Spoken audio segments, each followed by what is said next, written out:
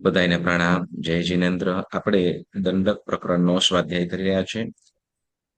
દંડક પ્રકરણના રચયિતા પૂજ્યપાદ મુનિવર શ્રી ગજસાર મુનિજી, એઓને આપણે વંદના કરીએ. અને આપણે 24 દંડકમાં 24 દ્વારોનો આપણે વાત કરી રહ્યા છીએ. આ દંડકમાં આપણે અત્યારે શરીર દ્વારની વાતો કરી રહ્યા છે, બરાબર ને? દરેક જીવોને પહેલું શું હોય છે? તો કે શરીર. તો શરીર દ્વારની વાત કરીએ છીએ. તો શરીર 5 પ્રકારના કીધા, બરાબર ને? 5 પ્રકારના કયા કયા? બોલતા જાજો. ઔદારિક, વૈક્રિય, અને કારમણ, બરાબર ને? ઔદારિક, વૈક્રિય, આહારક, તેજસ અને કારમણ. હવે આ 5 શરીરો વિશે આપણે બહુ સરસ મજાની વાતો કરી. ઔદારિક શરીરની વિશેષતાઓ કીધી, વળી કોને હોય એની પણ વાતો કીધી, બરાબર ને? પછી વૈક્રિય શરીર, જેમાં આપણે ઔદારિક શરીર છે તો નારક અને મનુષ્ય અને તિર્યંચને આ શરીર ઔદારિક શરીર હોય છે. વૈક્રિય શરીરની વાત કરીએ તો કે નારક અને દેવોને જન્મથી જ હોય છે. વળી આગળ વધીને ત્યાં સુધી કીધું કે મનુષ્યને પણ આ શરીર હોય. મનુષ્યને અને તિર્યંચને ગુણ પ્રત્યેક અને લબ્ધિ પ્રત્યેક આમ 2 પ્રકારે હોય છે. તપ ત્યાગ આદિ કરવા વડે જે શરીર ઉત્પન્ન થાય એને ગુણ પ્રત્યેક, અને જે પ્રસંગે આપોઆપ એ શરીર બનાવી શકે, જેમ ચક્રવર્તી છે, જે ત્રિષષ્ટિ સલાકા પુરુષો પ્રાય કરે, એ લોકોની પાસે આ લગભગ આ શરીર હોય. એટલે નાનું મોટું, ઊંચું નીચું, દ્રશ્ય અદ્રશ્ય આદિ કરી શકે સંજોગે. તો એ લોકોને તો કે લબ્ધિ પ્રત્યેક કહેવામાં આવ્યું. એટલે મનુષ્ય અને તિર્યંચને લબ્ધિ અને ગુણ પ્રત્યેક આમ 2 પ્રકારે હોઈ શકાય છે, દેવ અને નારકોને જન્મથી જ, બરાબર ને? ત્યાર પછી આપણે આહારક શરીરની પણ વાત કરી, બરાબર? આહારક શરીર, તો કે આહારક શરીર કેવું હોય છે? તો કે એ એકદમ સ્ફટિક જેવું, એકદમ સૂક્ષ્મ પૂતગલ વાળું અને સ્ફટિક જેવું 1 હાથની ઊંચાઈ વાળું, અને સંસાર ચક્રમાં કેટલી વાર બનાવી શકે? તો કે માત્ર 4 વાર, બરાબર ને? અને હવે એ કોની સાથે સંબંધ ધરાવે, કોણ બનાવી શકે? તો કે એમ કે છું તો કે જે સંયમધારી, સંયમમાં પણ 14 પૂર્વધર્મ જેનો અભ્યાસ હોય, અને એમાં પણ આમર્ષ ઔષધિ કે આહારક લબ્ધિ જેને ઉત્પન્ન થયેલી હોય, એવો જ આત્મા આહારક શરીર બનાવી શકે, અન્ય નહીં. એટલે સંયમ અને 14 પૂર્વ સાથે વિશેષ, બરાબર ને? ત્યાર પછી આપણે તેજસ શરીરની પણ વાત કરી, બરાબર છે? તેજસ શરીરની વાત કરી ને? તેજસ શરીરની વાત કરી છે ને? હા, યસ. હા, બોલો. શું ક્વેશ્ચન હતો? એટલે હું એમ પૂછતી હતી કે આહારક શરીર છે એ સાધુ મહારાજ જ બનાવી શકે, સાધ્વીજી મહારાજ? ના, માત્ર ને માત્ર સાધુ મહારાજ જ. કેમ કે 14 પૂર્વનું જ્ઞાન કોણ મેળવી શકે છે? માત્ર ને માત્ર સાધુ ભગવંત. સાધ્વીજી ભગવંતો એનો ના કરી શકે, ઓલું યોગ ના, કે એવું સાધ્વીજી ના કરી ભગવંતો ના કરી શકે? શકે. સાધ્વીજી ભગવંતો ના કરી શકે. સાધ્વીજી થેન્ક યુ. ભગવંતો ના કરી શકે. હા, ઓકે. પછી આપણે તેજસ શરીરની વાત કરી. તેજસ શરીર એટલે શું? એનાથી શું લાભ, શું કરી શકે છે? ઉદ્ગલોમાંથી શરીર રચાય. હા. તેજસ વર્ણના. તેજસ શરીર એટલે શું? તો કે આપણા શરીરમાં જે જણાતી જે ઉષ્ણતા, ગરમી, બરાબર ને? તો એ એક પ્રકારનું તેજસ શરીર છે, જે આપણે ભુક્ત આહારને પચાવવામાં, એટલે ભુક્ત એટલે જે અન્ન ખાધેલું છે એને પચાવવામાં જે ગરમી, ઉષ્ણતા હોય, તો એ શું થાય છે? તો કે એ શેનાથી પચે છે? તો કે આ તેજસ શરીરથી છે, જે શરીરની અંદર જઠરાગ્નિ જેને કહેવામાં આવ્યું તે. હવે તો કે વિશેષ તપ, સાધના આદિ કરવા વડે આ તેજસ શરીરને એવું મજબૂત કરી શકાય, એવું તેજવાળું કરી શકાય કે શું? તો કે અન્ય જીવ કદાચ ઉપયોગે અન્ય જીવને શું કહેવાય, સામેવાળા પદાર્થને બાળી પણ શકે, અને એવું પણ તૈયાર કરી શકે કે શું? તો કે બળતા પદાર્થને શાંત પણ કરી શકે. તો આ બંને રીતે આ તેજસ શરીર કાર્ય કરી શકે છે.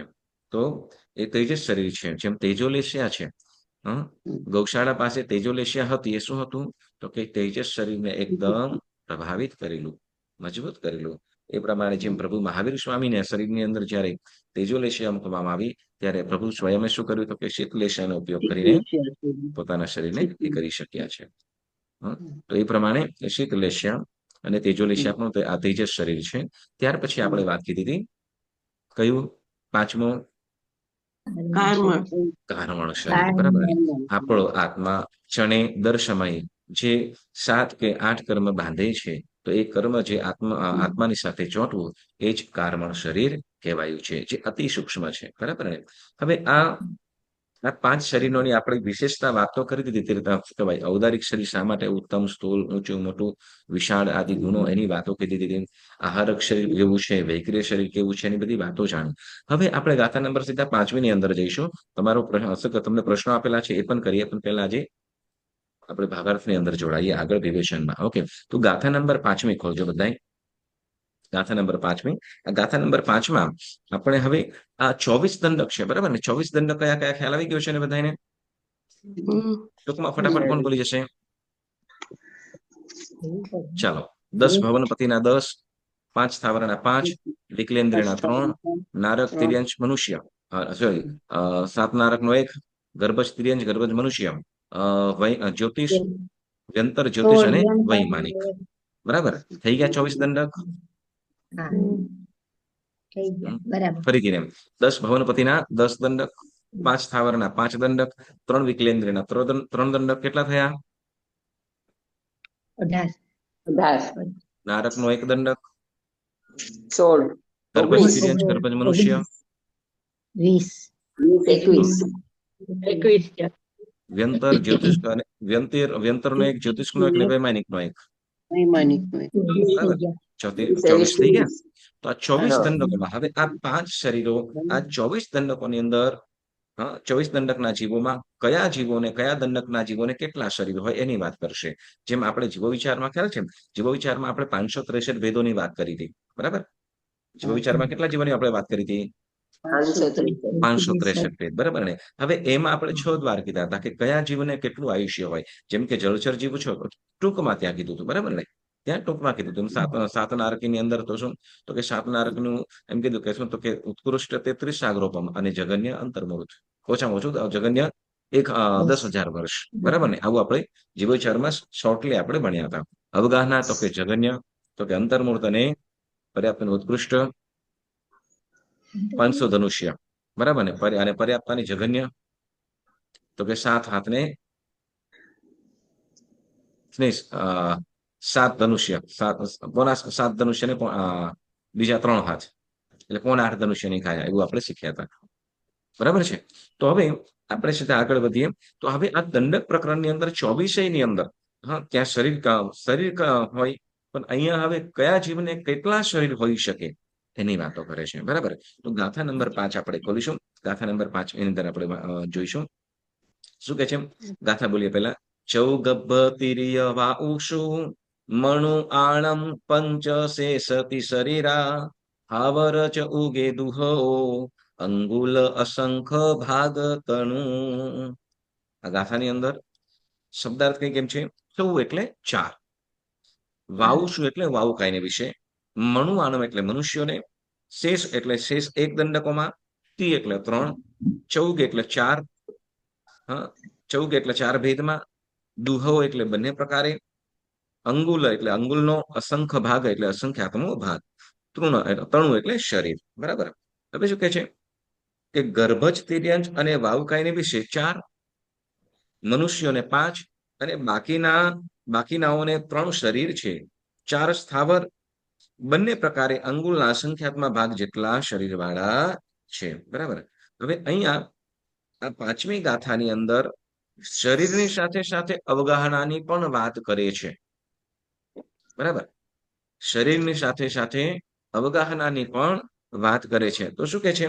તો કે પેલા કે ગર્ભજ તિર્યંશ અને વાવુકાયને વિશે 4, ગર્ભજ તિર્યંશ અને કયા કયા બે કીધા? ગર્ભજ તિર્યંશ અને વાવુકાય. ગર્ભજ તિર્યંશ અને વાવુકાય, આ બે દંડકના, આ બે જે બે દંડક છે, તો એની અંદર 4 શરીર છે. કેટલા? 4 શરીર છે. તો હવે આપણે કલ્પના કરીએ, આપણે બરાબર વિચાર કરીએ કે આ 5 શરીરમાંથી કયું શરીર કદાચ એ લોકોને ન હોય? કદાચ ન હોય તો કયું શરીર ન હોય? કાર્બન ન હોય, તેજસ ન હોય, વૈક્રિય ન હોય, ઔદારિક ન હોય કે આહારક ન હોય? આહારક ના હોય. આહારક ન હોય. આહારક ના હોય. ચાલો બરાબર ને, આહારક શરીર ન હોય, બરાબર ને, કયું? હમ. આહાર. આહારક શરીર ન હોય. કારણ તો આહારક શરીર કોની પાસે હોય? 14 પૂર્વધર. 14 પૂર્વધર, બરાબર ને. અને 14 પૂર્વ કોણ બની શકે? સંયમધારી. સંયમ કોણ લઈ શકે? મનુષ્ય. મનુષ્ય, બરાબર ને. તો કે જો તિર્યંચમાં પણ નથી અને વાવકાઈ પાસે પણ નથી, બરાબર. એટલે આ સિવાયના બાકીના 4 શરીર શું કહેવાય, વાવકાય અને તિર્યંચમાં હોય. એટલે વાવકાયના જીવની પાસે પણ વાવકાય શરીર, વાવકાયના જીવમાં પણ વૈક્રિય શરીર હોય, બરાબર. એની અંદર પણ વાવકાયના શરીરમાં પણ કયું? તો કે વૈક્રિય શરીર પણ હોય. અને તિર્યંચમાં પણ તિર્યંચમાં ગર્ભજ તિર્યંચ કયું? કેમ કે દંડક ગર્ભજ તિર્યંચનો જ કીધો છે, બરાબર. એટલે આપણે હજી 563 પેજ આપણે તિર્યંચનો શું કહેવાય જીવોના કુલ ભેદ 563 કીધા. એની અંદર તિર્યંચના કેટલા કીધા હતા, કોઈને ખ્યાલ છે? 48. 48, બરાબર ને. અને એમાં ગર્ભજ તિર્યંચના ઓલાના શું 22 સ્થાવરના 22 ને વિકલેન્દ્રિયના 6. 6. 6. હા. હવે કે 6 ક્યાંથી? ગર્ભજ તિર્યંચના કહું છું. વિકલેન્દ્રિયના 6. એટલે ગર્ભજ પર્યાપ્ત તિર્યંચ. ને અપર્યાપ્ત, અપર્યાપ્ત ને અપર્યાપ્ત ગણવાના હમ ને. હા, પર્યાપ્ત અને અપર્યાપ્ત બંને. એટલે 48 માંથી 22 કાઢી નાખવાના ને. 26 છે. ચાલો બધા કાઉન્ટ કરજો. ઓકે, કેમ કે એમાં સમોચ્ચમ પણ આવી જશે વિભાબેન. એમાં જલચર, લઈ સ્થલચર, ખેચર, જલચર. હવે એમાં સ્થલચરમાં પાછળ ઉર પરિસર, ભુજ પરિસર બને, ચતુષ્પદ એમ પણ આવી જશે, બરાબર. ચાલો, તો એ ગર્ભજ તિર્યંચ છે, એ ગર્ભજ તિર્યંચમાં આ 5 શરીરમાંથી 4 શરીર હોય છે: ઔદારિક, વૈક્રિય, તેજસ અને કાર્બન. આહારક શરીર ન હોય, બરાબર. એ જ રીતે વાવકાયની અંદર પણ ઔદારિક, વૈક્રિય, તેજસ અને કાર્બન આ 4 શરીર હોય. હવે શું કે છે? તો કે મનુષ્યોને 5. કેટલા? 5. ગાથાની અંદર બધું આવી જાય છે. ગાથાની અંદર કે છે મનુષ્યોને 5 શરીર છે, 5 શરીર છે, બરાબર ને. અને બાકી મનુષ્યને 5, બરાબર ને. મનુષ્યને કયા કયા 5 હોઈ શકે? કે ઔદારિક, વૈક્રિય, આહારક, તેજસ અને કાર્બન. 5 શરીર હોય, બરાબર ને. હા, તો કે મનુષ્યને જનરલી મનુષ્યને કહીએ છીએ, બરાબર. જનરલ મનુષ્યને આપણે કહીએ તો આપણી પાસે કેટલા શરીર એમ કહીએ તો? 4 છે. આપણી પાસે 4 છે. કયું એક મિનિટ? 3. આપણી પાસે કેટલા છે ત્યારે? તો કે 3. કાર્બન અને ઔદારિક. ઔદારિક, તેજસ અને કાર્બન, બરાબર ને. પણ આમ જનરલ મનુષ્યોને કહીએ તો કે બધા મનુષ્યનું ગણીએ તો 5 શરીર, બરાબર ને. તો કે જો ભદ્રભાહુ સ્વામી જે હતા તો આહારક લબ્ધિ પણ હતી, આહારક શરીર પણ, બરાબર. વળી વૈક્રિય શબ્દ, વૈક્રિય લબ્ધિઓ પણ હતી, જેમ નમુચી શું કહેવાય વિષ્ણુકુમાર મુનિ આદિ, સ્થુલીભદ્રજી છે તો એમને તો એ વૈક્રિય લબ્ધિ વગેરે પણ હતી. તો એ મનુષ્યની અંદર 5 શરીર હોય. હવે શું કે છે? તો કે બાકીનાઓને 3. બાકીનાઓને 3. તો હવે કેટલા દંડક થયા આમાં? તો કે ગર્ભજ તિર્યંચ અને ગર્ભજ તિર્યંચ અને વાવકાયને 4 શરીર કીધા, બરાબર. એટલે 2 દંડક કાઢ્યા. મનુષ્યમાં 5, બરાબર. મનુષ્યમાં 5 શરીર, બરાબર. હવે આ 3 માઇનસ કરીએ એટલે કુલ દંડક કેટલા છે? 24. 24 માંથી 3, બરાબર ને. 24 માંથી 3 માઇનસ કરીએ એટલે 21 દંડક રહ્યા. કેટલા? હવે 21 દંડક ની અંદર 3 શરીર હોય. કેટલા? 3 21 દંડકોમાં 3 શરીર હોય છે. હવે આ 3 શરીર કયા દંડકમાં કયા કયા શરીર? તો એની પણ આપણે ઇન્ડિવિજ્યુઅલ વાત કરીએ છીએ. શું કે છે? તો કે પૃથ્વીકાય, આપણે જે પૃથ્વીકાય, આપકાય, તેવકાય, વનસ્પતિકાય, 2 ઇન્દ્રિય, 3 ઇન્દ્રિય, 4 ઇન્દ્રિય, બરાબર. આ લોકોને કયું શરીર હોય? તો કે ઔદારિક, તેજસ અને કાર્બન. કયું કયું? ઔદારિક. જુઓ, હા, યસ. પૃથ્વી 5 સ્થાવરમાં ચાર. ચાર 5 સ્થાવરમાંના 4, બરાબર ને? કેમ કે વાવ ખાઈને 4 છે, બરાબર ને? એટલે 4 સ્થાવરના 4, વિકલેન્દ્રિયના 3. ઇન્ડિયા 3. વિકલેન્દ્રિયના 3 કેટલા થયા? સાત 7. તો આ 7 દંડકમાં કયા શરીર હોય? 3. તો કે ઔદારિક, તેજસ અને કારમા, બરાબર ને? હવે શું કે છે? હવે બાકી કેટલા થયા? 7 દંડક છે ને? હવે કે છે હા. તો કે નારકનો એક દંડક, 10 ભવનપતિના 10, 10 વ્યંતર કેટલા થયા? અગિયાર વ્યંતરનો 1, 12 જ્યોતિષ્કનો 1, 13 વૈમાનિકનો 1. 14 કેટલા થયા? 14 દંડ 14. હવે આ 14 દંડક, બરાબર, આ બધા કેવા છે? તો કે આ દેવ અને નારકો છે, બરાબર? કયા?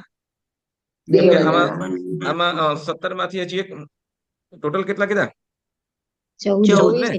હા, 14, બરાબર. 14 માં એક માઇનસ કરીએ નારકીનો, એના સિવાય બાકીના બધા દેવ છે, બરાબર ને? તો કે દેવોને જન્મથી મૂળ શરીર કયું હોય? વૈક્રિય, બરાબર ને? એટલે 13 દેવદંડક ની અંદર વૈક્રિય શરીર જ છે, બરાબર? વૈક્રિય, તેજસ અને કાર્મણ. એ જ પ્રમાણે જે 7 નારકીનો એક દંડક છે, તો એમાં પણ દેવોની જેમ જ વૈક્રિય, તેજસ અને કાર્મણ શરીર છે, બરાબર? તો હવે જુઓ, આ 14 દંડક થયા, બરાબર? 14 દંડક. વળી 7 કીધા આપણે તિર્યંચોના, બરાબર? તિર્યંચના આપણે 7 કીધા, તો 14 ને 7 કેટલા થયા? 21 21, બરાબર ને? હવે આપણે ગર્ભજ, તિર્યંચ અને વાઉકાઈ, જેમાં 4 શરીર કીધા, હા બરાબર? કેટલા થયા? 23. અને મનુષ્યમાં 5 શરીર. 24 કેટલા થયા દંડક? કેટલા દંડક થયા? 24 દંડક. તો 24 દંડકમાં કયા દંડકમાં કેટલા શરીર છે? કયા શરીર છે? આવી ગયું. હા ચાલો, પંક પ્રભા નામની નારકીના જીવોને કેટલા શરીર હોય? 3 ઓકે. અનપન્ની નિકાયના દેવોને કેટલા શરીર હોય? 3 ઓકે. વૈતાડ્ય પર્વત પર રહેતા વિદ્યાધર જીવોને કેટલા શરીર હોય? 3 વિદ્યાધર ને દેવ છે ને વિદ્યાધર બોલો. વિદ્યાધર 3 વૈતાડ્ય પર્વત ઉપર દેવો પણ રહે છે ને મનુષ્ય પણ રહે છે. મનુષ્ય, હા. મનુષ્ય Okay. વિદ્યાધર દેવ હોય તો 3, મનુષ્ય હોય તો 5. ઓકે, ચાલો. તો ખ્યાલ આવી ગયો દંડક ની અંદર કયા દંડકમાં કેટલા શરીર હોય? હા બરાબર ને? હવે જુઓ, હા. મનુષ્યને 5 શરીર હોઈ શકે, પણ ઉપયોગમાં તો 4 જ હોય ને. વૈક્રિય અને આહારક બે સાથે ના હોઈ શકે. વૈક્રિય અને આહારક બે સાથે ના હોઈ શકે, એટલે આમ 4 જ શરીર હોય ને. ચાલો, હવે એ જ માટે ગાથાનો પેજ ખોલો. કયો પેજ ખોલીએ? હા, આપણે જે 5મી ગાથા એનું વિવેચન. 38 પેજ છે જૂની બુકમાં. જૂની બુકમાં, જૂની પુસ્તકની અંદર 42 હશે, નવી બુકની અંદર કદાચ 38 માં છે 5મી ગાથા. ચાલો, શું કે છે? મળ્યું? શું કે છે? હવે જે તમે પ્રશ્ન કર્યો ને, એ જ કે છે વિભાબેન, કે એક જીવને સમકાળે કેટલા શરીર હોય? ધારો કે મનુષ્ય છે, તો મનુષ્યને કેટલા શરીર કીધા? 5 5, બરાબર? મનુષ્યને 5 શરીર. અને તિર્યંચ હોય તો તિર્યંચને 4 કીધા. તો હવે આ 4 કે 5 શરીર છે, તો એક સાથે સમકાળે એટલે એક સમયે, બરાબર? સમકાળે એટલે એક સમયે, બરાબર? સમકાળે એટલે એક સમય, એટલે એક જીવને સમકાળે કેટલા શરીર હોય? એટલે એક સાથે કેટલા શરીરનો ઉપયોગ કરી શકે એમ. તો શું કે છે? પેલું કે છે કે તેજસ ક્યારે હોય અને કયું હોય, એની પહેલા આપણે જઈએ છીએ, બરાબર? તો કે આપણે કયું કે છે, તો કે તેજસ અને કાર્મણ શરીર ક્યારે હોય, બરાબર? આપણે જેમ કહીએ કે ઔદારિક, વૈક્રિય, આહારક. આ શરીર છે ઔદારિક, વૈક્રિય, બરાબર. એ તો જીવને જન્મ ઔદારિક છે એ મનુષ્ય અને તિર્યંચને જન્મથી હોય જ. એ જ પ્રકારે વૈક્રિય નારક દેવોને જન્મથી હોય જ. બરાબર. સાથે સાથે તો કે તેજસ કાર્મણ પણ સાથે હોય ને હોય જ. પણ એમ કે છે કે કદાચ તેજસ અને કાર્મણ શરીર છે તો એ ઇન્ડિવિજ્યુઅલ ક્યારે હોઈ શકે? એકલા એટલે બંને સાથે એકલા હોય, બીજા કોઈ શરીર સાથે ન કનેક્ટ હોય તો કે છે તો કે તેજસ અને કાર્મન બે ભવ વચ્ચે ક્યારે વિગ્રહ ગતિ એટલે એક વિગ્રહ ભવમાંથી ગતિ એક ભવનું આયુષ્ય પૂર્ણ થઈ બીજા ભવમાં આત્મા જતો હોય તો વચ્ચેનો જે સમય છે વિગ્રહ ગતિ, તો એ વિગ્રહ ગતિમાં આ તેજસ અને કાર્મણ શરીર જીવ સાથે હોય છે. બરાબર. તેજ ઓછામાં ઓછા બે મતલબ ઓછામાં ઓછા બે શરીર તો જીવને હોય ને હોય જ. બરાબર. ઓછામાં ઓછા કેમ કે આ વિગ્રહ ગતિ કીધી. વિગ્રહ ગતિ એટલે એક ભવમાંથી બીજા ભવમાં જે વચ્ચે જે અંતરાલ સમય છે તો એ અંતરાલ સમયને વિગ્રહ ગતિ કહેવામાં આવી. તો એ વિગ્રહ ગતિમાં જીવને બે શરીર હોય છે. કયા? તો કે તેજસ અને કાર્મણ. બરાબર. હવે શું કે છે તો કે હવે ઔદારિક તેજસ અને કાર્મણ ઔદારિક તેજસ અને કાર્મણ લબ્ધિ રહિત મનુષ્ય અને તિર્યંચોને તથા સ્થાવર અને વિકલેન્દ્રિયોને બરાબર કયા કયા તો કે જે લબ્ધિ રહિત જીવો છે. ધારો કે એક મનુષ્ય છે જેમ કે આપણે છે. બરાબર ને? તો આપણે મનુષ્ય છીએ ને? હા હા છો ને? હા તો કે માયાબેન 2-3 વીક ગુમ થઈ ગયા હતા તમે. હા નથી ઓકે, સરસ, અઠવાડિયું સરસ. આવ્યો બી નથી. ઓકે, ચાલો, સરસ. શું કે છે તો કે ઔદારિક તેજસ અને કાર્મણ શું કે છે તો કે લબ્ધિ રહિત મનુષ્ય, જે મનુષ્ય પાસે લબ્ધિ નથી નથી એવા જીવો મનુષ્યો અને તિર્યંચો આમણે કેટલે હોય? અને 3 તથા સ્થાવર અને સ્થાવરમાં 4 કીધા. એટલે લબ્ધિ રહિત સ્થાવરો પણ આવી ગયા. બરાબર.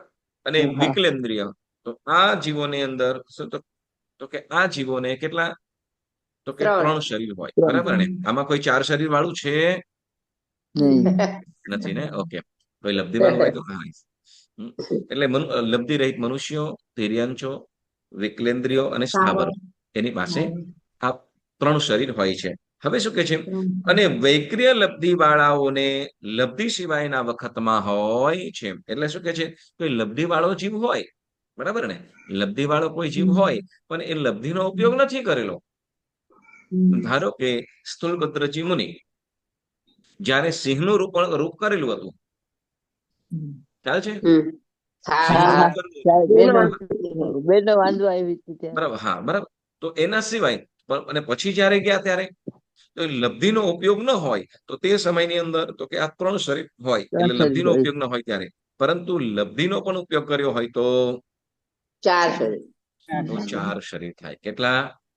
4.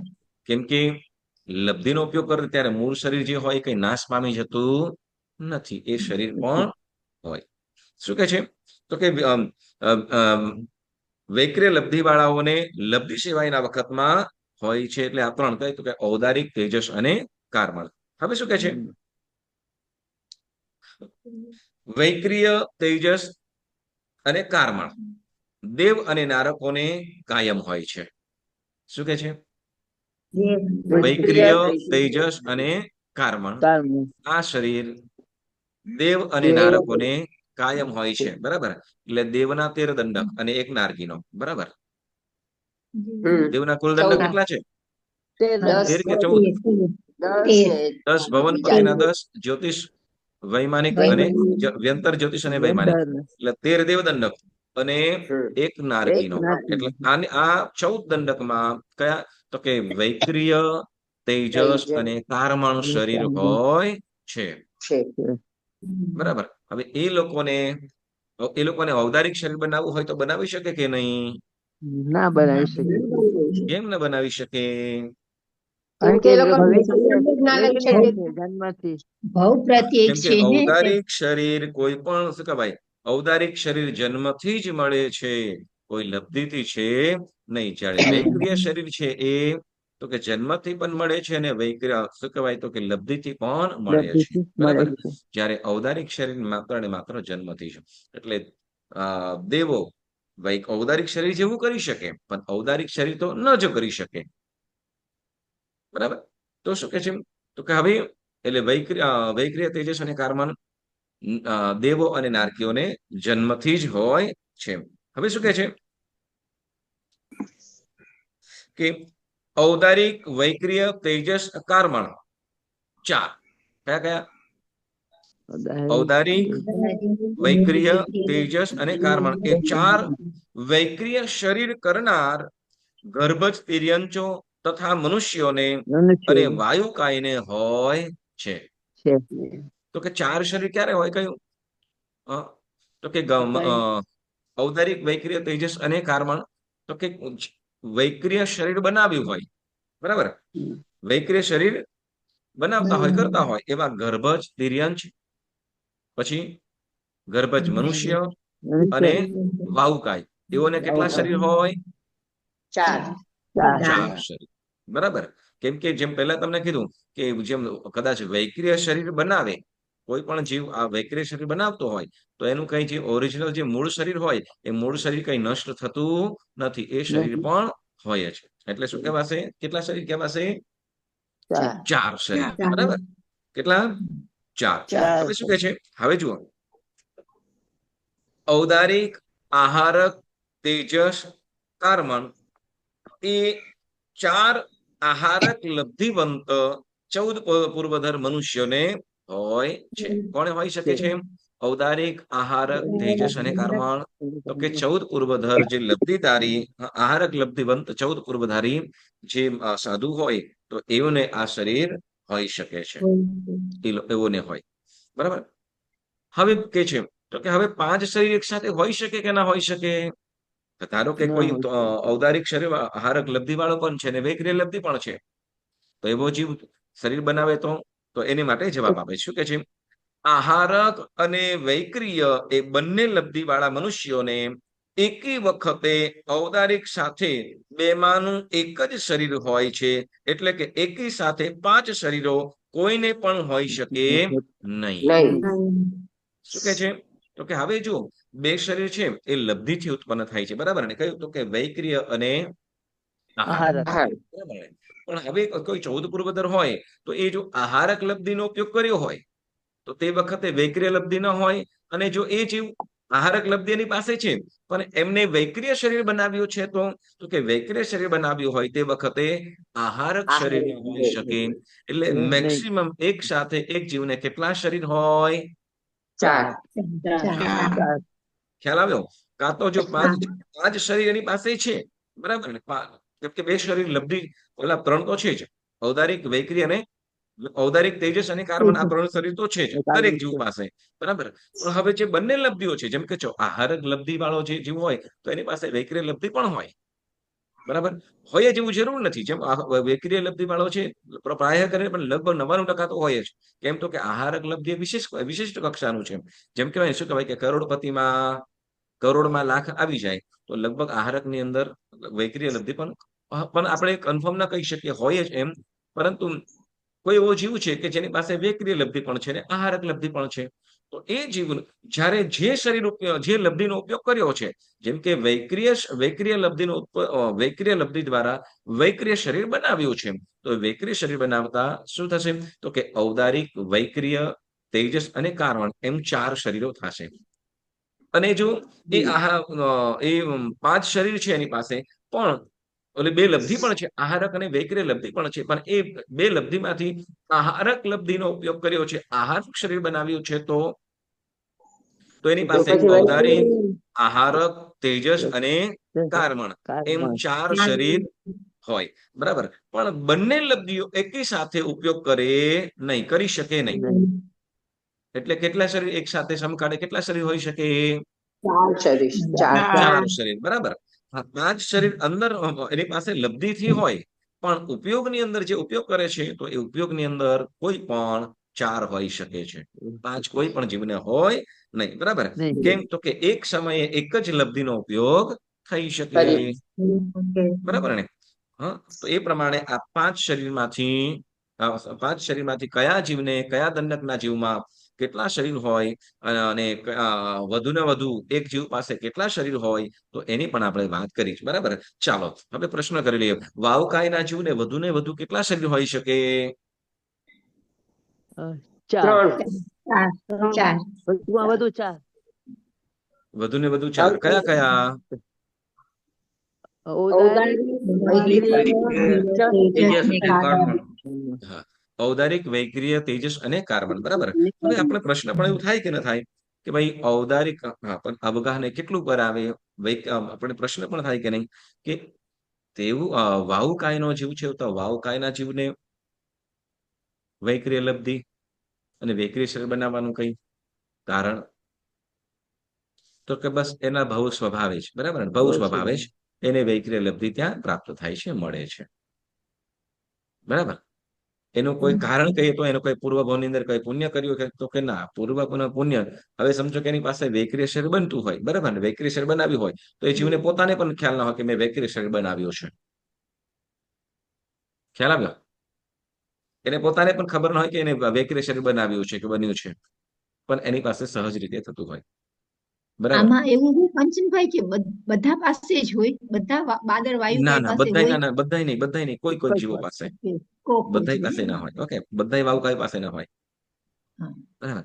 અહીંયા જો સાંભળો, આપણો ધર્મ, આપણું જેનું શાસન છે ને, નાનામાં નાના જીવનો પણ જે પણ ગુણ હોય એને અહીંયા દર્શાવ્યું છે, બતાવ્યું છે.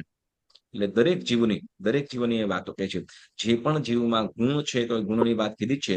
આપણે દરેક જીવની અંદર શું જીવ માત્ર પણ શું તો કે પ્રાણને ધારણ કરે છે, ભાવ પ્રાણની પણ વાત કીધી, અને દર્શન, જ્ઞાન, ચારિત્ર, બરાબર ને, એ સર્વ જીવોની અંદર રહેલું છે એવું આપણને સમજાવે છે. આપણું આ જીવન શાસ્ત્ર જ માત્ર એક સમજાવે છે આપણને આટલી સૂક્ષ્મતા. એટલે દરેક જીવોમાં ગુણ, દરેક જીવોમાંના રહેલા ગુણોની ચર્ચા અને વાતો આપણું આ જીવન શાસન જ કરે છે, બરાબર. તો આ વાવકાયનો જીવ છે તો એને પણ એ જે લબ્ધિ આવી તો એક પ્રકારનો એનો એના જીવ માટેનો એક ગુણ જ કહેવાય છે, બરાબર.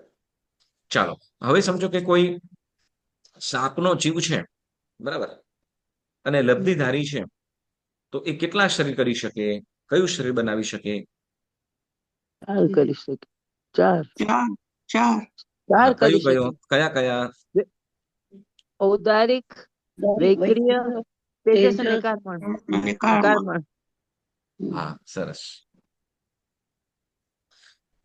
ઔદારિક, વૈક્રિય, તેજસ અને કાર્બન, બરાબર ને. કાર્બન. હવે સમજો કે હા, મનુષ્ય છે તો મનુષ્ય એક સાથે કેટલા શરીર બનાવી શકે?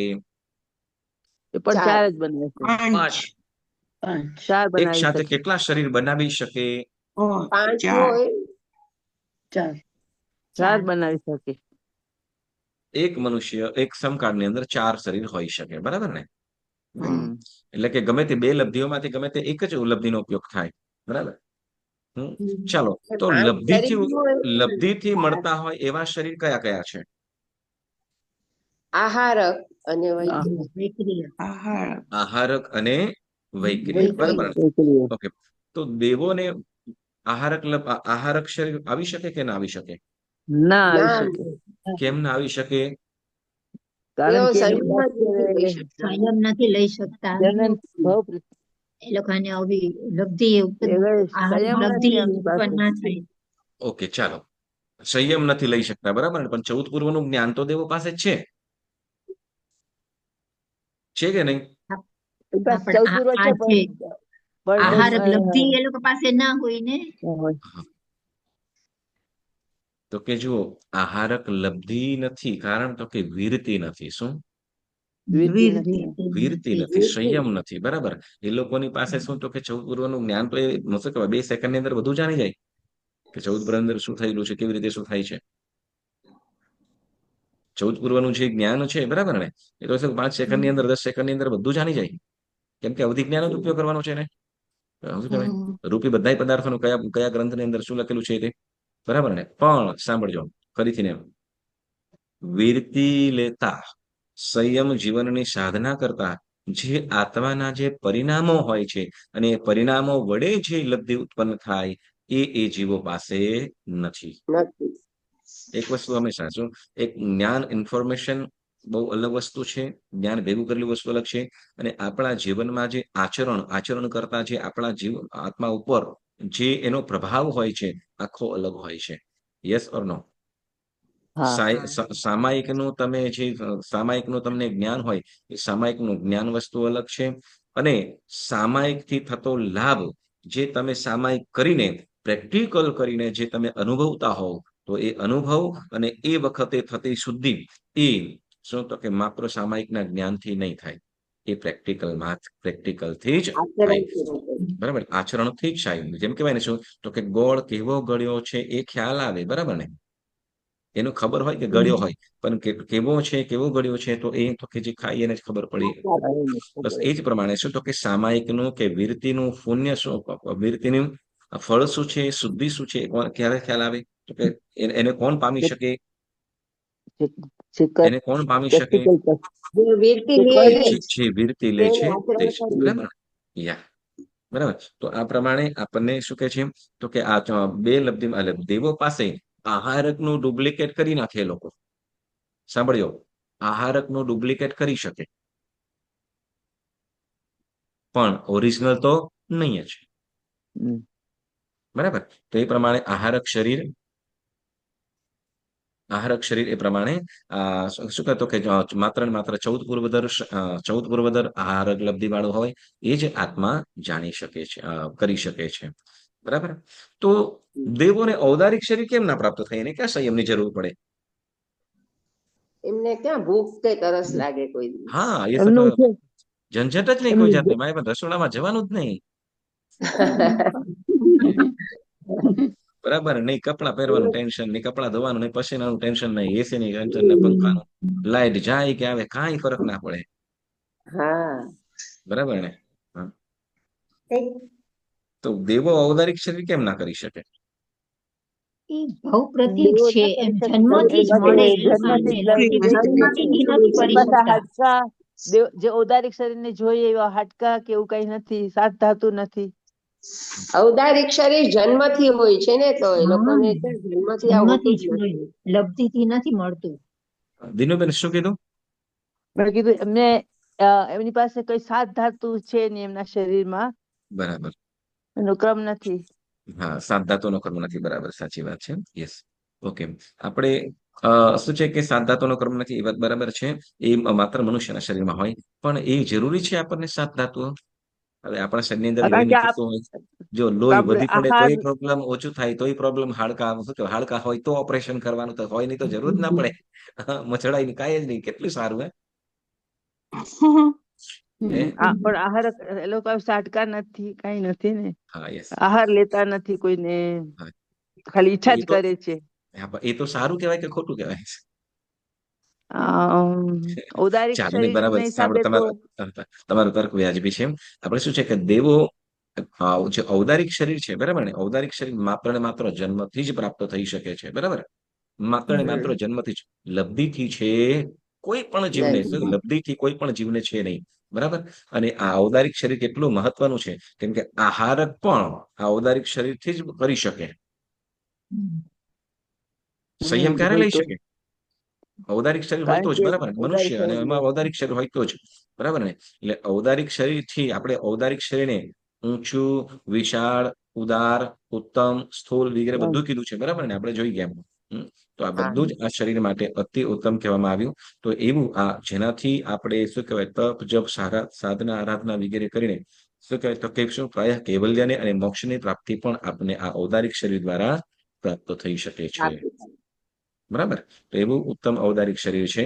એટલે શું તો કે આપણે દેવો પાસે આ સપ્તધાતુ નથી. બરાબર, સપ્તધાતુ કરતા વિશેષ શું છે તો કે આ શરીરથી આપણે મોક્ષ સુધી જઈ શકીએ છીએ, કેવળ જ્ઞાન પામી શકીએ છીએ, તપ, આરાધના, સાધના કરવા પડે. બરાબર. દેવો પાસે શું કહેવાય, આહાર પણ નથી, ખાવા પીવાનું કાંઈ નથી, કોઈ ટેન્શન નથી, રોગ વ્યાધિ કાંઈ નથી, છતાં પણ શું તો કે એ જીવો પાસે સાધનાનું કોઈ આલંબન નથી, શરીરથી આરાધના કરી શકાય એમ નથી. એટલે અહીંયા કહે છે દેવો કરતા પણ, દેવોથી પણ અતિ દુર્લભ આ શરીરને કહેવામાં આવ્યું, અતિ મહત્વનું. બરાબર. તો એમાં આપણે આ શરીર સુધી આપણે અહીંયા સુધી રાખીએ છીએ. બરાબર. 5 શરીર. બરાબર, કેટલા? 5 શરીરની આપણે વાત કરી. 5 શરીર કયા દંડકમાં? કેટલા શરીર હોય એની આપણે વાત કરી, બરાબર. તો આજનો સ્વાધ્યાય છે ને અહીંયા આજે સોરી 10 મિનિટ પહેલા જરાક બંધ કરું છું, જરાક અગત્યનું છે એટલે. ઓકે, તો બધાય તમને બધાને પ્રશ્ન આપેલા છે, તો પ્રશ્નના જવાબ તમે ચોક્કસ લખશો, બરાબર. અને આજે રાત્રે પણ આપણો સ્વાધ્યાય હશે, તો ચોક્કસ બધાય જોડાજો. મહાસતીઓને નમન, એમાં દમયંતી નારીની આપણે કથા સાંભળી રહ્યા છીએ, તો ચોક્કસ બધાય એમાં જોડાજો. ઓકે, તો આજનો સ્વાધ્યાય સ્થગિત કરું છું. જેના આજ્ઞા વિરુદ્ધ કંઈ પણ બોલાય હોય તો મન વચન કાયાથી ત્રિવિધે ઇચ્છામિ દુક્કડમ.